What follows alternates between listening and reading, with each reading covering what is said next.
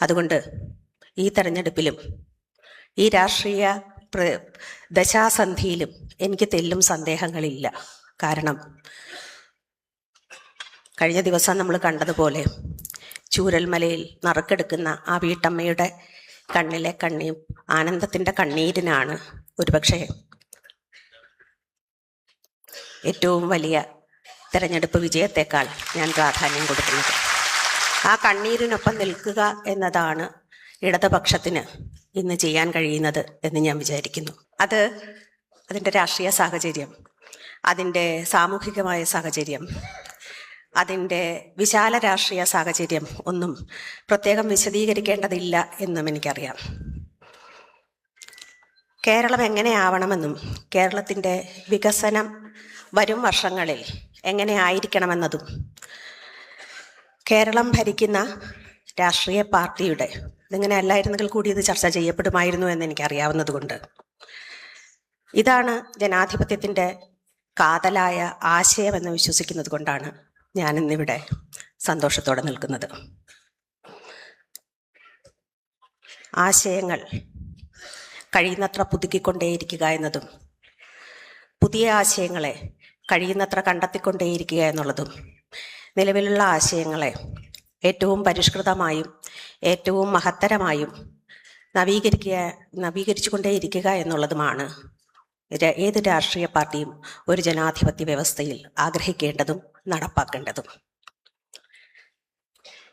എഴുത്തുകാരി എന്ന നിലയിലും ഒരു പൗരൻ എന്ന നിലയിലും ആരുടെ പക്ഷത്ത് നിൽക്കണം എന്നത് എന്നെ സംബന്ധിച്ചിടത്തോളം ഒരു പ്രശ്നമേ ആകുന്നില്ല.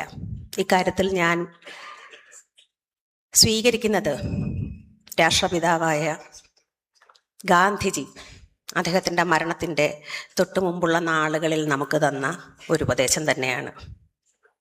ജനാധിപത്യം സംബന്ധിച്ച്, തിരഞ്ഞെടുപ്പ് സംബന്ധിച്ച്, സാമൂഹികമോ വ്യക്തിപരമോ രാഷ്ട്രീയമോ സാഹിത്യപരമോ സർഗാത്മകമോ ആയ ഏതെങ്കിലും പ്രതിസന്ധിയിൽ ഒരു തീരുമാനമെടുക്കാൻ പ്രയാസം തോന്നുന്നുണ്ടെങ്കിൽ ഞാൻ കണ്ടിട്ടുള്ളവരിൽ, പരിചയപ്പെട്ടിട്ടുള്ളവരിൽ ഏറ്റവും ദൈന്യത നിറഞ്ഞ, ഏറ്റവും സഹായം ആവശ്യമുള്ള, ഏറ്റവും പിന്തുണ ആവശ്യമുള്ള വ്യക്തികളുടെ മുഖം ഞാൻ ഓർക്കാൻ ശ്രമിക്കും.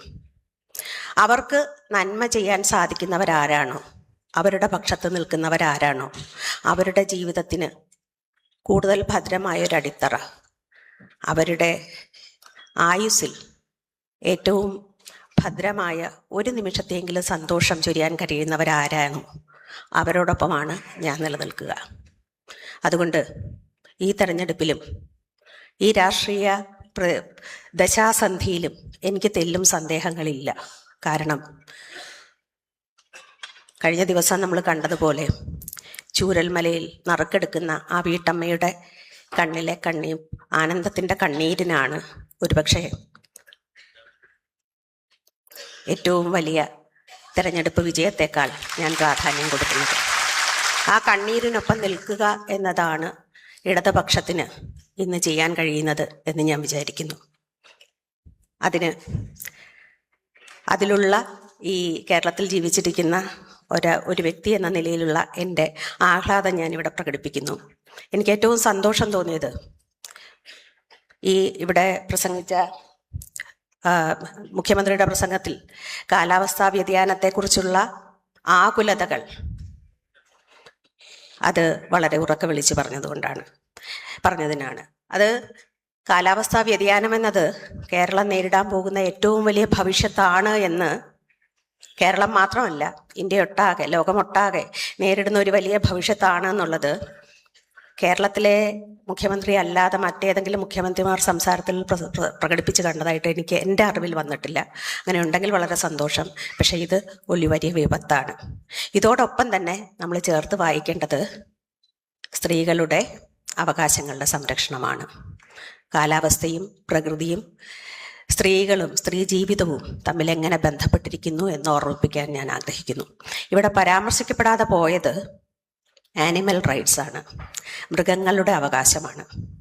ഈ മൃഗങ്ങളുടെ അവകാശവും കാലാവസ്ഥാ വ്യതിയാനവും സ്ത്രീകളുടെ ജീവിതവും ഒക്കെ പരസ്പരം ബന്ധിക്കപ്പെട്ടിരിക്കുന്നുവെന്നും നമുക്കൊരിക്കലും ഒറ്റപ്പെട്ട തുരുത്തായി നിലനിൽക്കാൻ സാധ്യമല്ലെന്നും ഈ ഒരൊറ്റ ഏകകമായി നിലനിൽക്കാതെ അത് ജാതികളായാലും മതങ്ങളായാലും വർഗങ്ങളായാലും ഒരൊറ്റ യൂണിറ്റായി നിലനിൽക്കാതെ നമുക്ക് മുന്നോട്ട് പോകാനാകില്ലെന്നതും ഒന്നുകൂടി ഓർമ്മിപ്പിച്ചുകൊണ്ട് ഈ സഞ്ചയിക ഏറ്റുവാങ്ങാനുള്ള അവസരം നൽകിയതിന് ഞാൻ നന്ദി പറയുന്നു.